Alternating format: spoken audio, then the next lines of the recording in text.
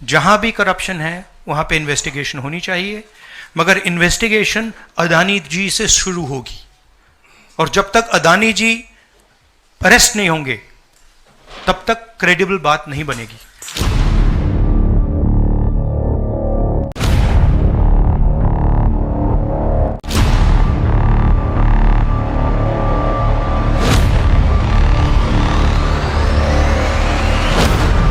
मित्रों, Indian billionaire Gautam Adani साहब का नाम हमेशा से लेके खबरों में रहा है। इंडिया के अंदर अक्सर ये लोकल पॉलिटिक्स का मुद्दा बने रहे हैं। वहाँ की जो अपोजिशन पार्टी है कांग्रेस, इन्होंने कई मरतबा इन पे सवालात उठाए हैं और इनके हवाले से कई मरतबा उन्होंने इल्ज़ामात लगाए हुए हैं इन पे कि ये जो है अडानी साहब, ये नरेंद्र मोदी की एटीएम है और नरेंद्र मोदी साहब खुद ज़ाती हैसियत में जाकर तो मुख्तलिफ मुल्कों में इनके लिए ठेके लेते हैं और मुल्क के अंदर भी अपना इन्फ्लुएंस इस्तेमाल करके इनकी वेल्थ बढ़ा रहे होते हैं ना। कांग्रेस वाले इसकी जो वजह बताते हैं वो ये बताते हैं कि अडानी असल में फाइनेंसर है बीजेपी का।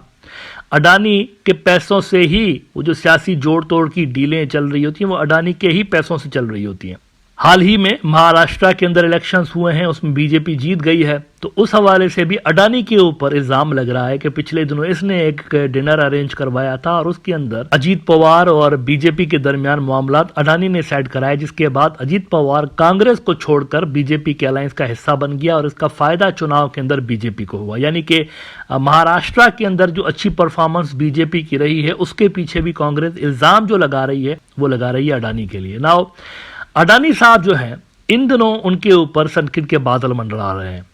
पिछले साल इनका नाम एक बहुत बड़ी कंट्रोवर्सी में आया कि जब हिंडनबर्ग की रिपोर्ट आई, उस रिपोर्ट में ये क्लेम किया गया कि ये अपने अकाउंटिंग्स के अंदर घपला करते हैं, शेयर प्राइस को ऊपर नीचे करते हैं आर्टिफिशियली। इसके नतीजे में इनकी जो स्टॉक मार्केट के अंदर शेयर्स की वैल्यू थी वो काफ़ी ज़्यादा गिर गई थी, लेकिन फिर नरेंद्र मोदी का आशीर्वाद इनके ऊपर रहा और इन्होंने थोड़ा सा बाउंस बैक करने की कोशिश की। अलबत्ता अब इनके ऊपर एक और बहुत बड़ा मुसीबत का पहाड़ ये टूटा है कि अमेरिका के अंदर इनके वारंट जारी कर दिए गए हैं फ्रॉड के इल्ज़ाम में। फ्रॉड का इल्ज़ाम इनके ऊपर ये लगा है कि इन्होंने पैसे खिलाए हैं, रिश्वत दी है, इंडिया के अंदर रिश्वत दी है और रिश्वत देकर कॉन्ट्रैक्ट हासिल किया है ना। बहुत सारे लोगों के जहन में ये सवाल उभर रहा होगा कि रिश्वत अगर इंडिया के अंदर दी है तो अमेरिकन को इसमें क्या तकलीफ है। तो अमेरिकन को ये तकलीफ है कि अमेरिका के अंदर एक कानून है, सिक्योरिटी एंड एक्सचेंज कमीशन उनकी जो है वो अपने जो इन्वेस्टर्स होते हैं, यानी अमेरिकन इन्वेस्टर्स दुनिया में अगर कहीं इन्वेस्ट कर रहे होते हैं तो उनकी इन्वेस्टमेंट के साथ अगर गड़बड़ की जाती है तो फिर ये हरकत में आते हैं। तो इस मर्तबा भी यही हुआ है। अमेरिकन इन्वेस्टर्स के कुछ पैसे थे, उनका यानी यहाँ पर स्टेक था इस प्रोजेक्ट के अंदर, तो वहाँ पर गड़बड़ हुई है।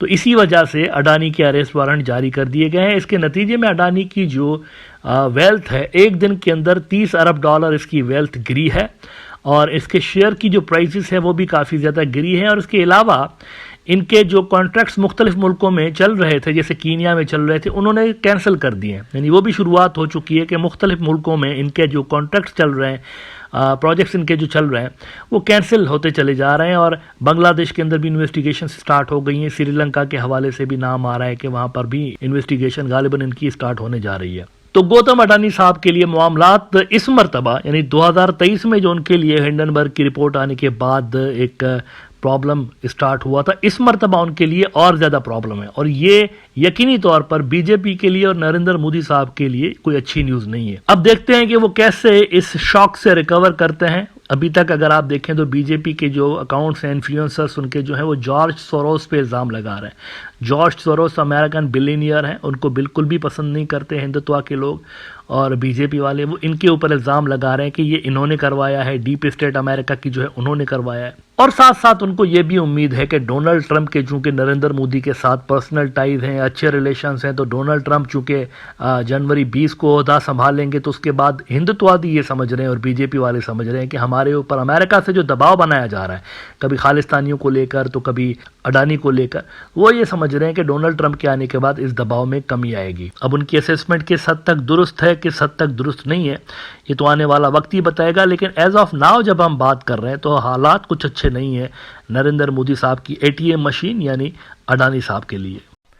जहां भी करप्शन है वहां पे इन्वेस्टिगेशन होनी चाहिए, मगर इन्वेस्टिगेशन अडानी जी से शुरू होगी, और जब तक अदानी जी अरेस्ट नहीं होंगे तब तक क्रेडिबल बात नहीं बनेगी।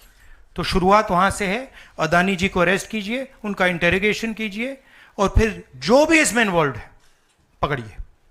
और एंड में मैं आपको बता रहा हूं, नरेंद्र मोदी जी का नाम निकलेगा, क्योंकि बीजेपी की पूरी फंडिंग, पूरा फंडिंग स्ट्रक्चर इस व्यक्ति के हाथ में है। इसीलिए प्रधानमंत्री चाहे भी कुछ नहीं कर सकते हैं। एक प्रकार से अदानी जी ने हिंदुस्तान को हाईजैक कर लिया है, हिंदुस्तान अदानी जी के ग्रिप में है। इसलिए हिंदुस्तान के एयरपोर्ट्स, पोर्ट्स, डिफेंस इंडस्ट्री, ये पार्टनरशिप है। एक तरफ नरेंद्र मोदी जी और एक तरफ अदानी जी। और मैं आपको यहां कह रहा हूं कि नरेंद्र मोदी जी अदानी को अरेस्ट नहीं कर सकते हैं। कैपेबिलिटी नहीं है हिंदुस्तान के प्रधानमंत्री की कि वो अदानी जी को अरेस्ट करें, क्योंकि जिस दिन उन्होंने अदानी जी को अरेस्ट किया उस दिन वो भी जाएंगे।